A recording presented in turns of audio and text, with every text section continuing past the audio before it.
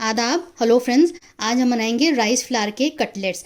आप इसको पकौड़ियाँ भी बोल सकते हैं, आप इसको वड़ा भी बोल सकते हैं। बहुत लजीज बने हैं और बहुत सिंपल रेसिपी है। आप इसको स्नैक्स के तौर पे बनाकर सबको सर्व कर सकते हैं। आप इसको पार्टी स्नैकर के तौर पे भी बना सकते हैं। छोटे छोटे, मैंने थोड़े बड़े बड़े बनाए हैं, आप इसके छोटे छोटे भी बना सकते हैं। और आप पहले से बना के रख सकते हैं। बहुत देर तक भी ये सॉगी नहीं होते हैं, ऐसे ही क्रिस्प रहेंगे।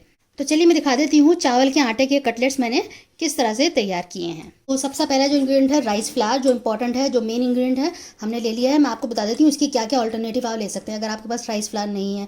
अगर आपके पास बचा हुआ लेफ्ट ओवर चावल है तो आप उसको पीस लीजिएगा बहुत कम पानी डाल के और उसका एक पेस्ट तैयार कर लीजिएगा। अगर लेफ्ट ओवर चावल नहीं यूज़ करना चाहते, राइस फ्लावर नहीं यूज़ करना चाहते हैं, तो तीसरा ऑप्शन ये है कि आप चावल को ले लें, कच्चा चावल ले लें, उसको भिगो दें 2-3 घंटे, तो वो सॉफ्ट हो जाएगा। उसके बाद आप उसको ग्राइंड कर लीजिए और पेस्ट तैयार हो जाएगा। तो 3 तरीकों से आप कर सकते हैं। तो मैंने यहाँ पर राइस फ्लावर ली है जो कि ज़्यादातर घरों में अवेलेबल रहती है, वही 1 कप है, इससे मैंने नाप के लिया है।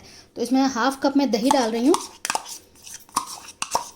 और इसको आधे 1 घंटे के लिए हम इसको सोक करने के लिए रख देंगे ताकि फूल जाए। और इसको मिक्स कर देते हैं।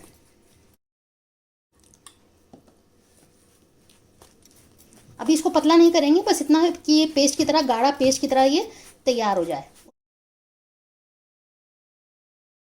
तो लगभग इसमें 3/4 कप इसमें पानी लगा है और हाफ कप मैंने इसमें दही डाला है।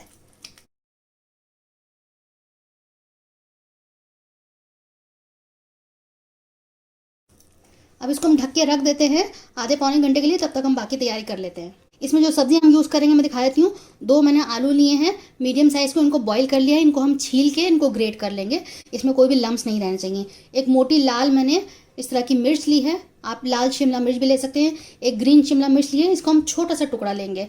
बहुत छोटी बंद गोभी थी, उसका मैंने आधा टुकड़ा लिया है। 2 हरी मिर्च लिए हैं। एक छोटी सी गाजर है, इसको हम ग्रेट कर लेंगे। हरा धनिया मैंने लिया है, चॉपर में इसको बहुत बारीक कर लेंगे, या आप हाथ से कर लीजिएगा या चॉपर में कर लीजिएगा। तो इन सारी चीज़ों को मैं चॉपर में आपको करके दिखाती हूँ। मैंने ये चॉपर ले लिया है, छोटा सा चॉपर है ये इलेक्ट्रिक। इसमें मैं ये मोटी जो लाल मिर्च है इसको मैं काट के डाल रही हूँ, मोटा मोटा काटेंगे। शिमला मिर्च भी मैंने इस तरह से टुकड़े कर लिए हैं, आधी शिमला मिर्च ली थी। हरी मिर्च भी इसी में डाल देते हैं और गाजर के भी छोटे छोटे टुकड़े करके डाल देते हैं। मैं आपको प्याज दिखाना भूल गई थी, आधी मैंने छोटी सी प्याज ली है, आधी इसको भी हम डाल देते हैं। अभी इसमें इतनी ही जगह है, बंद गोभी को हम बाद में करेंगे। आप देखें बहुत बारीक चॉप हो गया है, हमें हाथ से करने की ज़रूरत नहीं पड़ी, सारी चीज़ें इसी में हो गई हैं। आलू जिसमें ग्रेट किए उसमें डाल देती हूँ। बंद गोभी कर लेते हैं, साथ में हरा धनिया भी डाल देते हैं।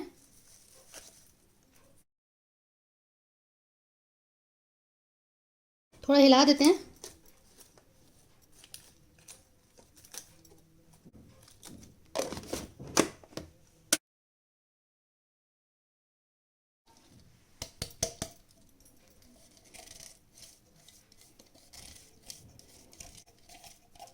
अब देखिए कितनी अच्छे तरीके से सारी चीज़ें फटाफट हो गई हैं, 1 मिनट में सारे कटिंग हो गई है, हमें ज़्यादा मेहनत करने की ज़रूरत नहीं पड़ी है। बहुत अच्छा चॉपर है। अगर आपको ख़रीदना है तो उसको ऑनलाइन ख़रीद सकते हैं, मैंने इसको ऑनलाइन ही ख़रीदा था। मैं इसका लिंक दे दूँगी आपको डिस्क्रिप्शन बॉक्स में, तो आप उसको वहाँ से बाय कर सकते हैं। तो ये सारी चीज़ें हमारी तैयार हो गई हैं और उसको भी आधा घंटा हो गया है भीगे हुए राइस फ्लावर को। अब हम बाकी चीज़ इसमें मसाले बता देते हैं इसमें क्या क्या डलेंगे। जो हमने मसाले लिए हैं, 1.25 चम्मच मैंने नमक लिया है, अपने हिसाब से ले लीजिएगा नमक। हाफ टी स्पून गर्म मसाला, 1 टीस्पून काली मिर्च और 1 टीस्पून ही चिली फ्लेक्स लें। अगर आप चिली फ्लेक्स नहीं डालना चाहते हैं आप तो लाल मिर्च डाल सकते हैं। तो सारी चीज़ें मैं इसमें डाल देती हूँ और उसको मिक्स कर लेते हैं। उसके बाद इसमें हम राइस फ्लावर जो हमने घोल के रखी हुई है उसको डालेंगे। राइस फ्लावर से बहुत क्रिस्प होंगे और जो हमने आलू डाला है उसकी वजह से अंदर से सॉफ्ट रहेंगे। तो अच्छे से इसको मिक्स कर लेते हैं। आप इसमें सब्जियां अपने हिसाब से भी डाल सकते हैं जो आपको पसंद हो। फ्रेंच बीन जो है छोटा छोटा करके डाल सकते हैं आप, बिल्कुल बारीक इस तरह काट सकते हैं। आप इसमें मटर को बॉईल करके डाल सकते हैं। अब ये राइस फ्लावर का जो पेस्ट है मैंने बनाया था ये भी इसमें डाल देते हैं। अभी मैंने आधा रोक लिया है, देख लेते हैं कितना इसमें लगेगा, उस हिसाब से डालेंगे। ये जो बाकी बचा हुआ है ये भी हम डाल देते हैं इसमें।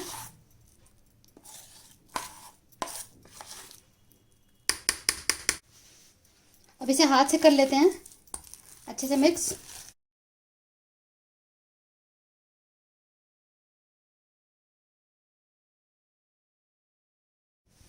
अब देखिए इस तरह सा गीला गीला सा तैयार हुआ है। थोड़ा सा इसको हम और पतला करेंगे, 1-2 चम्मच और पानी डालेंगे इसमें बस।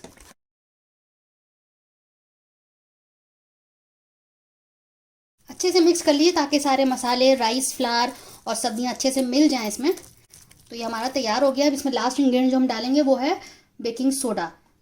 1/8 टीस्पून मैं इसमें डालूंगी बेकिंग सोडा, समझ लीजिए 2 से 3 चुटकी है। और इसको मिक्स कर लेते हैं इसको भी। अब मैं पैन रखूँगी और इसको आप डीप फ्राई भी कर सकते हैं और शैलो फ्राई भी कर सकते हैं। मैं आपको दिखा देती हूँ इसको किस तरह से करना है। इतना पतला है, आप सोच रहे होंगे ये कैसे होगा। इस तरह से हमें रखना है, पतला पतला, बहुत ज़्यादा गाढ़ा भी नहीं है, बहुत ज़्यादा पतला भी नहीं है। मैंने पैन रख दिया है, इसमें मैं ऑयल डाल देती हूँ। मैं इसको शैलो फ्राई करूँगी। मैंने इस तरह का गहरा सा ले लिया है जिसे हम छोटे छोटे बना के डाल सकते हैं।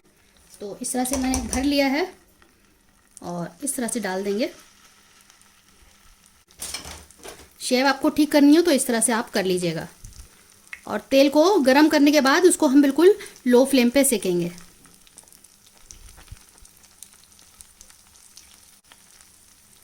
इस तरह से आप समेट दें तो शेप जो है गोल हो जाएगी।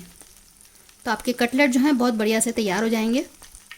तो इस तरह से मैं बाकी भी डाल देती हूँ। फ्लेम मैंने मीडियम की हुई है, आपको ध्यान रखना है इस बात का कि मीडियम फ्लेम पे करना है।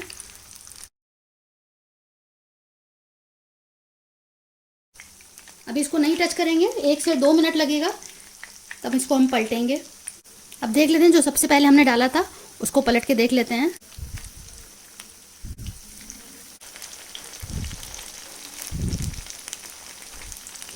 तो एक टिक्की मैंने अभी पलट दी है, अभी उतने अच्छे से नहीं हुई थी तो थोड़ा सा इसमें और टाइम लगेगा।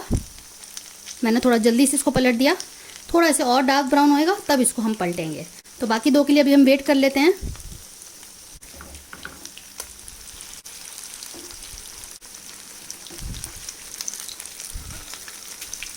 आप इस तरह से लेफ़्ट ओवर राइस का वो काफ़ी अच्छे तरीके से इस्तेमाल कर सकते हैं। स्नैक्स के तौर पे आप उसको तैयार कर सकते हैं।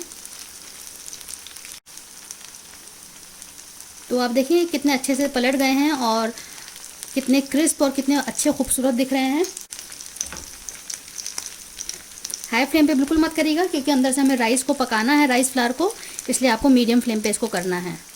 आप अगर बड़ा पैन लेंगे तो एक साथ 5-6 तैयार हो जाएंगे। को 1.5 से 2 मिनट ऐसे ही छोड़ देते हैं। इसको देख लेते हैं दूसरी साइड से हो गया होगा। ये देखिए ये हो गया है, तो इसको निकाल लेंगे हम। तो आप देखिए कितना बढ़िया सा तैयार हो गया है। बाकी भी इसी तरह से कर लेते हैं।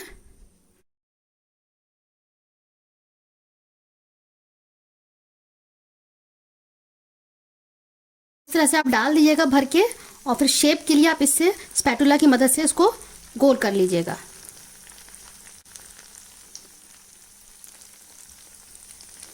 और 1.5 से 2 मिनट बिल्कुल इसको टच नहीं करेंगे। जब हमें दिखने लगेगा कि एक साइड से सिक गया है तब इसको हम पलटेंगे। जो हो गए हैं उनको हम निकाल लेते हैं और इस तरह से देखिए बढ़िया से हमारे तैयार हो गए। सारे हम निकाल लेते हैं और बाकी भी इसी तरह से कर लेंगे। तो आप देखिए हमारे ज़बरदस्त से पकौड़ियाँ तैयार हो गई हैं। आप इसको कटलेट बोल सकते हैं, आप इसको वड़ा बोल सकते हैं, आप कुछ भी इसको बोल सकते हैं। बहुत ज़बरदस्त बने हैं, बाहर से बहुत क्रिस्प हैं राइस फ्लावर की वजह से और आलू की वजह से अंदर से काफ़ी सॉफ्ट है। तो आप बनाइएगा, फीडबैक ज़रूर दीजिएगा। इनको बनाने में कुछ खास टिप्स हैं जो आपको फॉलो करनी होंगी, तभी इस तरह के अच्छे क्रिस्प और इतनी शेप निकल कर आएगी, अदरवाइज़ आपकी शेप अच्छी नहीं आ पाएगी। आप जो बैटर जब तैयार करेंगे उसको बहुत ज़्यादा पतला मत करिएगा और बहुत ज़्यादा टाइट भी मत रखिएगा। इतना रखिएगा कि वो शेप फॉर्म कर पाए, उतना उसका कंसिस्टेंसी आपको रखनी है। अगर आपको उसको डीप फ्राई करना है तो आप उसको थोड़ा सा टाइट ही रखिएगा ताकि जब आप तेल में डालें तो जाके उसकी एक शेप फॉर्म हो जाए। तो इस तरह से आप बनाएंगे तो बहुत अच्छे बनेंगे। और 2 से 3 मिनट शुरू में जब डालने के बाद उसको आप बिल्कुल भी छूइएगा नहीं, पलटिएगा नहीं। शेप आप ठीक कर दिएगा लेकिन पलटना नहीं है, उसको हिलाना नहीं है। जब 2 से 3 मिनट हो जाए, आपको लगे कि नीचे से ब्राउन हो गया है, तब आप उसको स्पैटुला की मदद से पलट सकते हैं। तो ये 2-3 टिप आप अगर फॉलो करेंगे तो आपको बहुत अच्छे इस तरह के राइस फ्लावर के या चावल के बड़े अच्छे से आप कटलेट्स तैयार कर सकते हैं। अगर आपको मेरी रेसिपी पसंद आई हो तो नीचे लाइक बटन ज़रूर दबाइएगा। इस रेसिपी को आप शेयर करें अपने दोस्तों के साथ, अपने अजीज़ों के साथ। अगली बार मिलते हैं किसी नई रेसिपी के साथ, तब तक के लिए शुक्रिया। देखते रहिए शैलाज़ दस्तरखान।